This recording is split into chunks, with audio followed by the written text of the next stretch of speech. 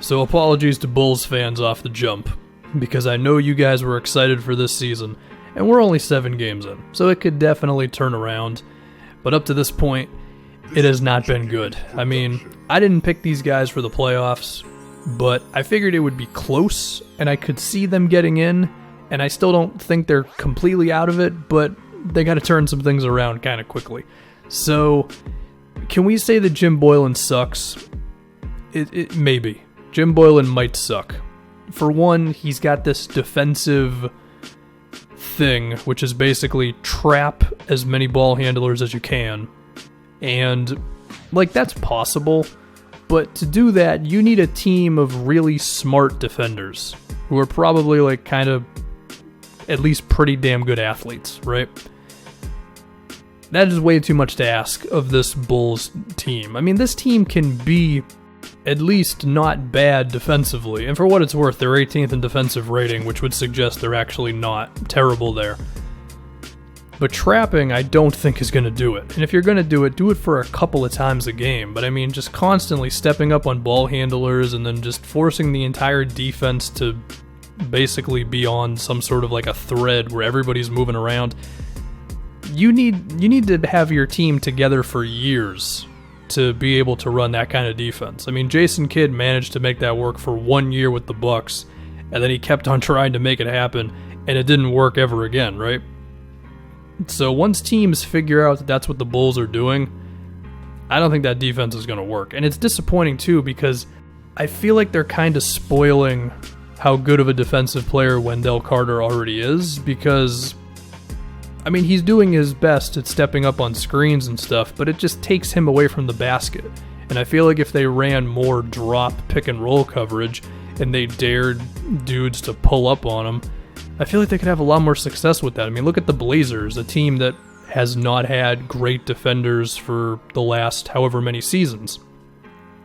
But that drop coverage goes a long way. If you just dare teams to take mid-range jumpers, it's going to sway the defensive stuff in your favor eventually, right? You know, assuming you also fight over screens and you're disciplined and you don't foul and that type of thing. And I don't think the Bulls are setting themselves up for success by doing all the trapping things. So that's number one. Number two, I do want to mention Wendell. He has fouled a bit, but besides that, you could argue he's actually been their best player up to this point. I mean, Levine's box score numbers are certainly better, but Wendell's impact and all that stuff, I mean, the dude has gained comparisons to Al Horford for a reason. You put him out there and good things happen, so that's a bright spot, I guess. If we move on to, actually, I want to stick with the defense a little bit longer. There's a chance that Markkanen just can't play center. And if that's the case, I do think that limits all the versatility they have. Because one reason why I like the Thad Young signing so much is because I was like, he can play with Wendell and he can play with Markkanen, right? Well, if Markkanen's not going to be able to play center, then that kind of throws a monkey wrench into that whole thing. But at the same time, if they use more drop coverage on pick and rolls, maybe that'll make Markkanen's job at center a little bit easier. I mean, you look at the lineup numbers with Markkanen at center. It has not been very good so far.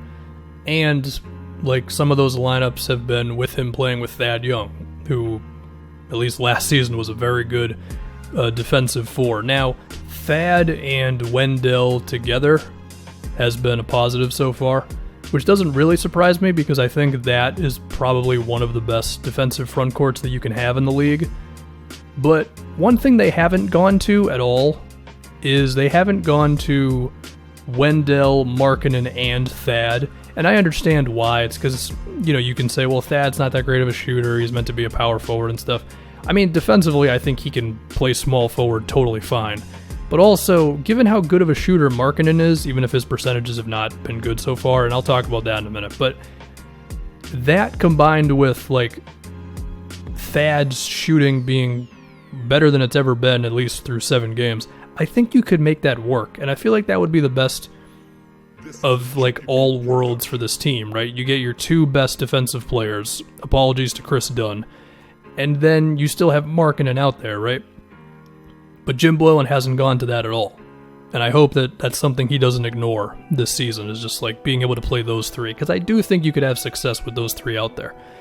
But anyway, if we move on to the offense, Markkanen and Otto have not been good so far. Their percentages are ugly, and I think part of it is their lack of aggressiveness, but I think another part is that they really have not been featured in the offense too much. I mean, Markkanen is third in touches on this team at around 45 a game, which is like 5 less than Satoransky, basically the same as Wendell, not too much more than Thad Young, and it's significantly less than Zach LaVine. Now, I understand that Markkanen is not a guard, and he's not like Blake Griffin levels of ball handling as a big, but I think he needs the ball more. If you watch the Bulls offense, there are times when Markkanen becomes an afterthought, and he's just kind of floating around, setting screens, handing the ball off. And, some of it is him. He does need to demand the ball a little bit more, but I'm getting the sense that Jim Boylen may not really know what he has in Markkanen. Now, at the same time, there is a chance that Markkanen is not as good as I think he is. I mean, you look at his shooting numbers up to this point. I mean, 36% on 6 a game his first 2 seasons. I mean, that is good, and I still believe that he has more in him than that. But he hasn't had the, shooting 9 threes a game while shooting damn near 40% season yet. He has had stretches of that, and he has had injuries, but I don't know. Maybe there's a chance that Markkanen is not that, Buddy Hield, that power forward player that I think he is. Now, that being said, I still don't think he's being used correctly. So, there's that. And I think that could play into the percentages a little bit, because it's like the dude doesn't touch the ball for stretches, and then he finally does, and he has to hoist it up right away. That can just be kind of tough, You don't have the feel of the ball. You don't feel like you're in the game as much, and whatever else. Now we can go on to Otto. I think it's a similar thing. I mean, Otto, this was the thing with him and with the Wizards, right? He just floats around, he doesn't really do anything, and his percentages are good, but he doesn't shoot enough. Well, now his percentages are bad, and he still doesn't shoot enough. So that's scary, especially because he looked like a different player in the 15 games he played for them when they traded for him. He shot 13 times a game, he got more screens, and he did more stuff off the dribble. Apparently his minutes are being managed right now. Don't really know why. If there's an injury and I just missed it, then that's on me, but I mean, he just seems like right now he seems like one of those dudes who just fills in for the starter because they're injured. I mean, this is not the Otto Porter that this team traded for, and some of it I think comes back to Boylen just not letting him do enough stuff, but this also is on Otto to just, I don't know, come to the coach and just say, hey, I can do more than this, or when you have a chance to go off the dribble in a game, just do it, Other random things with the offense. There is movement. I just don't think it really leads to anything. There's a lot of handoffs and there's side-to-side things, but it almost feels like they're doing it just for the sake of doing it, and it would probably be better for them if they just had LaVine walk it up and just run a pick and roll with Markkanen more often. Or similar things with Otto and whatever. Granted, they are still towards the bottom of the league in passes per game, so maybe I'm full of crap on that one, but I don't know, that's how it's felt for me, just watching them. As far as other things between Kobe White, Arcidiacono, Luke Cornett, who the hell else is on this team? Chris Dunn. I mean, I don't know. I just think the direction of the team is all out of whack right now in terms of Markkanen not being featured enough. Otto, the same thing.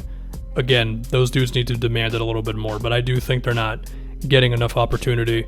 And then the trapping on defense. I feel like once those things are figured out, if they're figured out, then I think everybody else's day is going to be a lot easier. So, we'll see. I mean, they don't look good right now.